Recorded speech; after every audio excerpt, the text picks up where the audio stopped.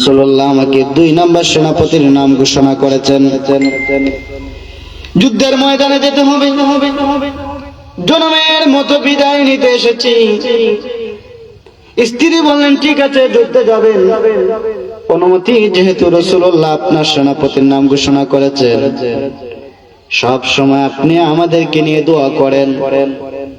রাসূল বলেছেন, যুদ্ধে যাওয়ার আগে যদি কোন স্ত্রী তার স্বামীকে নিয়ে দোয়া করে, মহান আল্লাহ ওই দোয়া কবুল করে। জোরে বলেন সুবহানাল্লাহ। আমার বন্ধুগণ, হযরত জাফর বলেন, স্ত্রী আর বিলম্ব করো না, যুদ্ধের ময়দানে যেতে হবে। আমার যে ছেলেগুলো আছে, আমার রাস্তায় আমি যে পথে জীবন দিতে যাচ্ছি, আল্লাহর রাস্তায় যে পথে আমি জীবন দিতে যাচ্ছি, ওই রাস্তায় আমার সন্তানগুলোকে বড় করবে, ওই রাস্তায় তাদেরকে গড়ে তুলবে। হ্যাঁ, স্ত্রী দোয়া করো। স্ত্রী দোয়া করলেন, আল্লাহ আমার স্বামীকে যুদ্ধের ময়দানে গাজী বানাইয়া আবার আমাদের কাছে ফিরাইয়া দিও।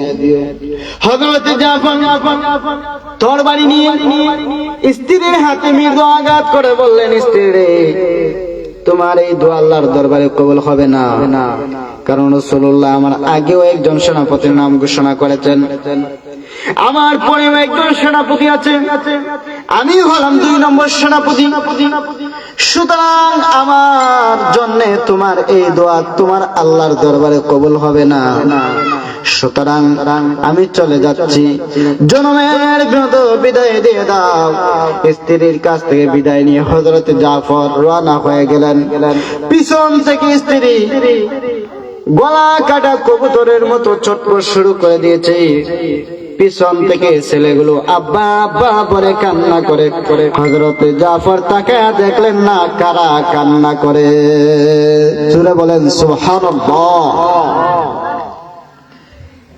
3 নম্বর সেনাপতি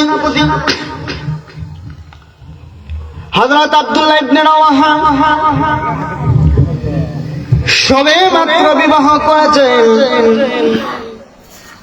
আমাদের ছেলেগুলো যদি বিবাহ করে আর যদি দিনের জন্য ডাক আসে, বলেন আমরা কি দিব? কি বলেন আপনারা? দিব না। তারাও যাবে না। সবেমাত্র বিবাহ করেছি, আমার বাসনা ফুলসজ্জার হাত, এই মুহূর্তে তো যাওয়া কোনোভাবেই সম্ভব না। কিন্তু দেখেন সাহাবায়ে কেরাম দিনের জন্য, আল্লাহর রাসূলের জন্য, আল্লাহর রাসূলকে অনুসরণ করতে গিয়ে তারা কি ত্যাগ স্বীকার করেছেন দিনের জন্য, ইসলামের জন্য, রাসূলুল্লাহর জন্য। জোরে বলেন সুবহানাল্লাহ। হযরত আব্দুল্লাহ ইবনে রাওয়াহা দরজার কাছে গিয়ে শুনেন স্ত্রীর কাছ থেকে কোরআনুল কারীমের তেলাওয়াত শোনা যায়। হযরত আব্দুল্লাহ ইবনে রাওয়াহা সালাম দিলেন, স্ত্রী গো, রাসূলুল্লাহ আমার নাম সেনাপতি হিসেবে ঘোষণা করেছেন, আমার নাম সেনাপতি হিসেবে ঘোষণা করেছেন। আমার আগে সেনাপতি আরো 2 জন আছে, আমি হলাম 3 নম্বর সেনাপতি। তোমার সাথে আজকে ফুলসজ্জার রাত, সবে মাত্র বিবাহ করেছি, রাসূলুল্লাহ আমার নাম ঘোষণা করেছেন। সুতরাং দিনের জন্য, ইসলামের জন্য, আল্লাহর জন্য যেতে হবে। স্ত্রী বললেন, স্বামী আল্লাহর রাসূল যেহেতু আপনার নাম ঘোষণা করেছেন, আমার কোনো আপত্তি নাই, সুতরাং আপনি যান।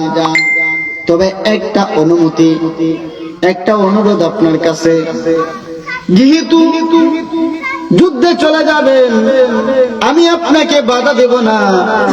যদি আমাদের দেশের মহিলারা হতো অনুমতি দিত, কি বলেন আপনারা? অনুমতি দিত? কখনোই পারমিশন দিত না। এসব মাত্র বিবাহ করেছ, আমাকে ছেড়ে যুদ্ধে যাবা? আর কোন সাহাবী নাই, রাসূলুল্লাহ হলে আপনারাই দেখলেন। কি বলেন আপনারা? স্ত্রী বললেন, স্বামী আমি মদিনার সুন্দরী, আপনি জানেন কোন রকম আমাদের একটাবার দেখা হয়েছিল, আর দেখা হয় নাই। বিবাহের সময় শুধু অল্প সময় স্বামী স্ত্রী দেখা হয়, ঠিক কিনা? আমাকে দেখেছেন ভালো করে, আমিও আপনাকে দেখি নাই, আপনিও আমাকে দেখেন নাই।